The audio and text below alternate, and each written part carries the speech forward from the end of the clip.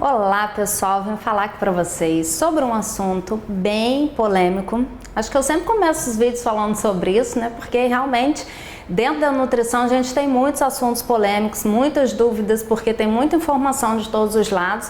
E uma coisa importante, a ciência ela é muito ativa, muito dinâmica. Então as pessoas vão apresentando novos estudos, confirmando as informações e a gente vai trazendo essas informações novas para vocês. Só que esse assunto realmente é bem polêmico, que é sobre o leite, né? A gente vê muitas pessoas hoje com queixas de distensão abdominal, alteração da função intestinal, né? Ou diarreia, ou constipação, desconforto, sensação de empachamento quando ingerem leite. E aí elas chegam à conclusão de que elas têm algum grau de alteração, algum grau de desconforto com a ingestão de lactose. E aí elas perguntam assim, gente, mas antigamente meu avô consumia leite, meu bisavô consumia leite, está todo mundo vivo aí, por que que hoje em dia todo mundo tem problema com leite? Bem, porque o leite, apesar de ter sido muito importante para a alimentação humana muitos anos atrás, hoje em dia, o leite que a gente tem disponível para consumo é muito diferente do que o leite que era disponibilizado há anos e anos e anos atrás, né? Primeiro, a primeira alteração que aconteceu foi em relação ao modo como as vacas são tratadas, vamos dizer assim.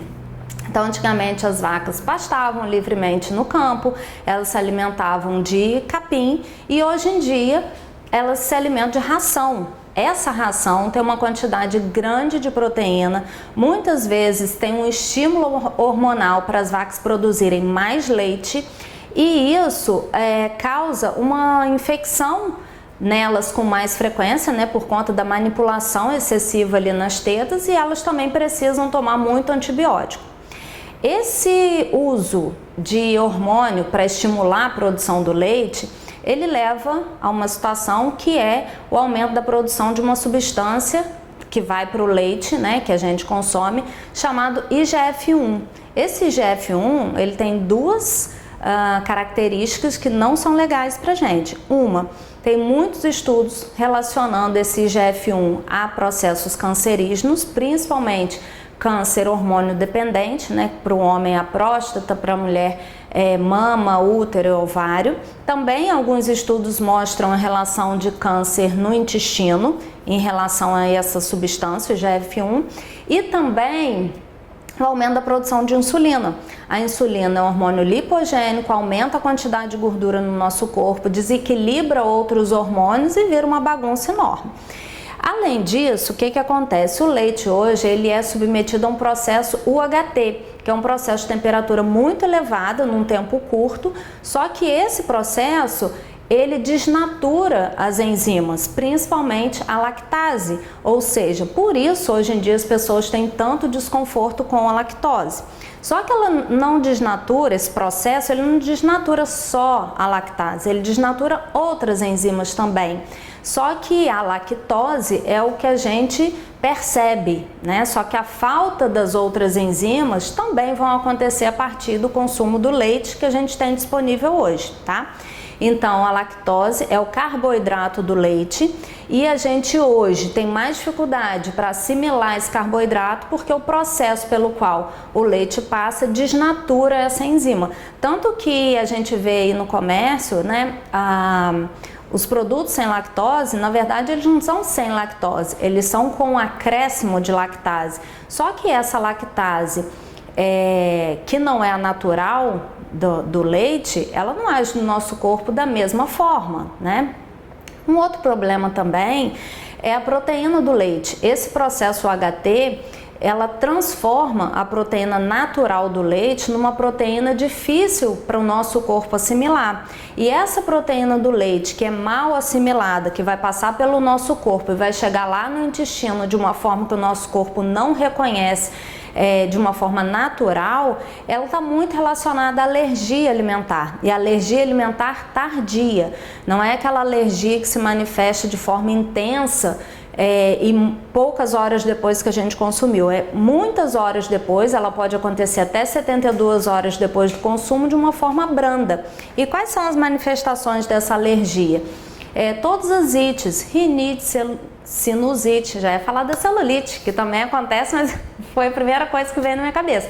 A celulite, rinite,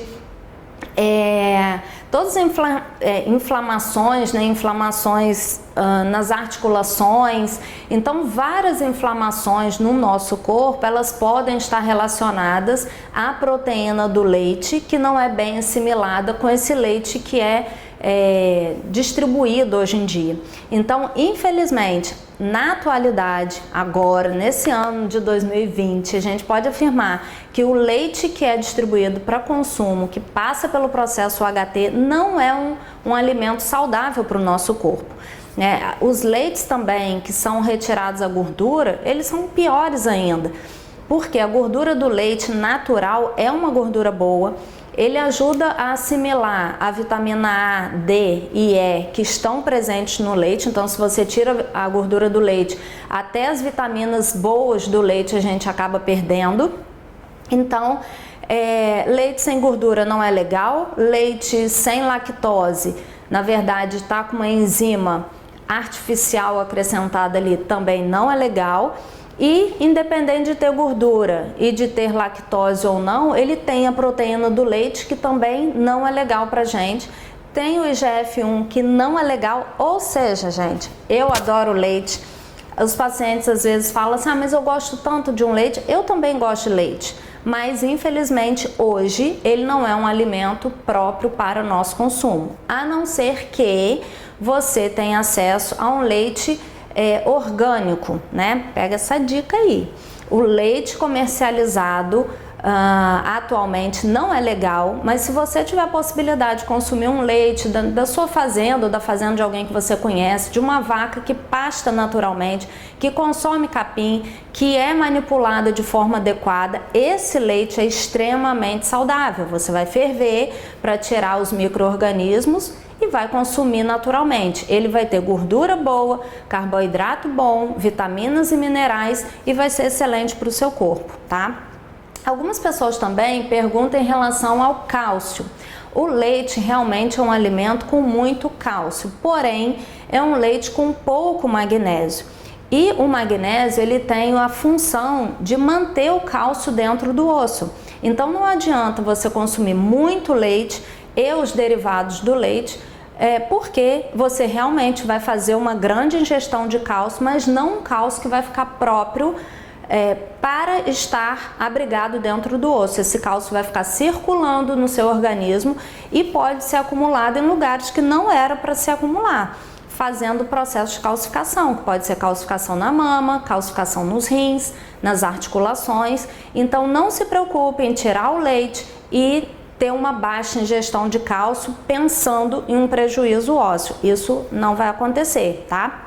O que você deve fazer é consumir alimentos que são ricos em cálcio e magnésio. Os vegetais verdes escuros, anota aí. Quais são os alimentos bons para o osso? Vegetais verdes escuros, tá? Couve, brócolis, espinafre, rúcula, agrião. O gergelim é excelente, tá? A sardinha também é um excelente alimento. Então esses são alimentos muito bons em cálcio e magnésio, ou seja, vai favorecer o seu metabolismo ósseo. Então, se a gente hoje não deve consumir leite, o que a gente pode usar como opção? A gente hoje indica os leites vegetais. Eles são bem nutritivos, vão trazer benefícios para o seu corpo e não vão ter os prejuízos que um leite de vaca hoje em dia oferece para nós. E aí eu vou falar hoje para vocês aqui sobre dois tipos de leite. O leite de inhame e o leite de amêndoa. Eu vou preparar aqui para vocês o leite de amêndoa e vou explicar para vocês como é que faz um leite de inhame. O leite de inhame, a gente, para fazer 1 litro, usa 2 inhames médios, mais ou menos desse tamanho. Esse daqui tá de médio a quase grande, mas aí quando a gente descasca ele, ele fica numa proporção ideal. Então esse daqui e mais esse outro, tá? Para fazer 1 litro de leite. Você vai descascar o inhame, vai deixar de molho, como essas amêndoas estão aqui. de 8 a 10 horas, 12 horas pode ser. Quando ele tiver esse tempo de molho, você vai jogar fora a água que ela ficou de molho, dá uma lavada no inhame e vai bater no liquidificador com um copo d'água, ok? De 250 ml. Acabou de bater, você vai coar, pode ser num paninho de prato, pode ser num outro tipo de pano limpo, pode ser num coador de café de pano, só não deve ser na peneira, porque senão passa muito resíduo. E depois você vai guardar na geladeira, tá? As pessoas costumam perguntar, quanto tempo dura? Eu não sei responder. Por quê? É um alimento natural, não é um alimento que tem conservante químico, né? Não tem nenhum tipo de aditivo, um conservador artificial, então não dá para saber quanto tempo vai durar. Vai depender da temperatura do seu geladeiro, quanto você manipula. Então, se você acha que 1 litro vai acabar estragando, faz a metade, né? Metade, ao invés de 2 inhames, usa 1 e metade da quantidade de água, em torno de 150 ml de água. E o inhame, qual é o valor nutricional dele? O inhame é extremamente benéfico para a saúde óssea, é muito bom para mulheres na menopausa, né? Porque ele tem um comportamento hormonal bem intenso no nosso corpo, também extremamente benéfico para a imunidade. Então, nesse período que a gente está vivendo, usar leite de inhame é extremamente... Foi isso. Até eu assustei. Respira e continua no leite de inhame. Aonde eu tava, gente? Vou falar sobre... Você tá Então, eu vou falar aqui para vocês 4 benefícios do inhame. Primeiro, o inhame é extremamente benéfico para a saúde óssea. Ele tem bastante cálcio, magnésio, outros nutrientes que são importantes para o metabolismo ósseo. Outra coisa, o inhame é muito bom para o sistema imunológico. Ele estimula as defesas do nosso corpo e nesse período que a gente está vivendo, consumir o inhame ou leite de inhame vai ser extremamente benéfico. Uma outra coisa, o inhame tem substâncias que são capazes de organizar os hormônios durante o período da menopausa. Então, para mulheres na menopausa, para evitar fogacho, para diminuir aquelas sensações de calor, o inhame é excelente. E uma outra coisa também, o inhame também é detoxificante, estimula as enzimas do nosso corpo que eliminam toxinas, tá?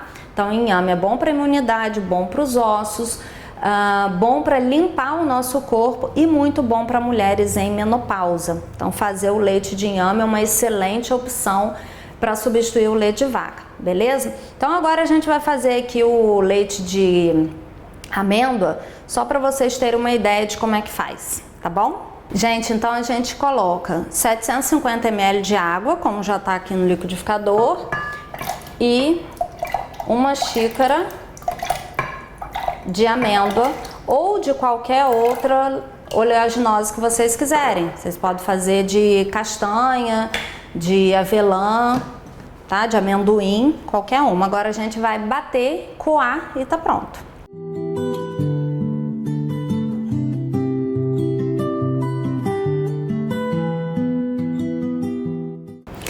Gente, então, os 750 ml de água, vocês usem 1 xícara de oleaginosas, castanha, amêndoa, avelã, que vocês preferirem, e os 750 ml de água para fazer também 1 litro de leite de inhame, tá? São 2 inhames médios. Depois que a gente bate no liquidificador, a gente coa. Eu uso esse paninho aqui, que é o voal, mas se vocês não tiverem, vocês podem usar um pano de prato limpo, coador de café de pano, qualquer tipo de pano, tá? A gente põe aqui e coa. A gente pode usar os resíduos para fazer alguma preparação, algum docinho, para enriquecer saladas. A gente aperta para acelerar o processo. Eu tô colocando nesse recipiente só porque vai ficar mais fácil, né? Tem uma boca mais larga para eu coar. Acontece que na hora que vocês forem guardar na geladeira para armazenar, vocês não podem guardar num recipiente como esse. Vocês precisam guardar num recipiente fechado, de vidro ou de plástico fechado, tá? Ele vai ficar branquinho, como se fosse um leite de vaca. e vocês vão guardar na geladeira. Uma coisa que vocês podem fazer também para ficar com um sabor diferente, mais rico nutricionalmente, colocar um pedacinho de coco, ou a metade de um coco, ou um quarto do coco, tá bom? Algumas pessoas gostam de colocar baunilha também, só que aí eu recomendo a baunilha em fava, que é uma baunilha natural, né? Porque a baunilha em gotinhas, ela tem aditivo químico, então não seria legal. Tá bom, gente? Eu vou encerrar por aqui, porque eu vou terminar de coar, vou guardar na geladeira. Vou tirar isso daqui pra gente encerrar aqui o vídeo, tá bom? Então, para resumir, o leite de inhame, o leite de alguma oleaginosa, são opções que a gente usa para substituir o leite de vaca, porque embora o leite de vaca que a gente possa consumir de uma vaca que pasta, que não usa antibiótico e nem hormônio com frequência, que o leite não passa por um processo térmico que vá trazer prejuízos para o produto, consequentemente para a nossa saúde, como é difícil a gente ter acesso a esse leite natural, a esse leite bruto, que é extremamente saudável, então a gente opta por algumas substituições que são extremamente saudáveis também e podem ser consumidas no dia a dia. Esse leite ele pode ser usado tanto puro quanto em preparações. Ele pode ser aquecido, pode usar, por exemplo, substituir em preparações, pode usar café com leite, pode usar em vitaminas, pode usar com cacau batido com uma banana, enfim, ele vai ser usado em qualquer preparação onde você usaria o leite, tá bom? Então, esse assunto, né, esse tema do consumo do leite é extremamente polêmico, mas eu espero que eu tenha esclarecido para vocês as principais questões relacionadas ao leite. Espero que vocês tenham gostado desse vídeo e que vocês compartilhem ele com outras pessoas, porque é bastante conteúdo, né, explicação sobre os malefícios, os prejuízos do consumo do leite e 2 receitas maravilhosas que vocês podem usar para substituir o leite. Então compartilhe aí, use bastante e se tiver alguma dúvida, manda para mim, tá bom? Tchau, tchau.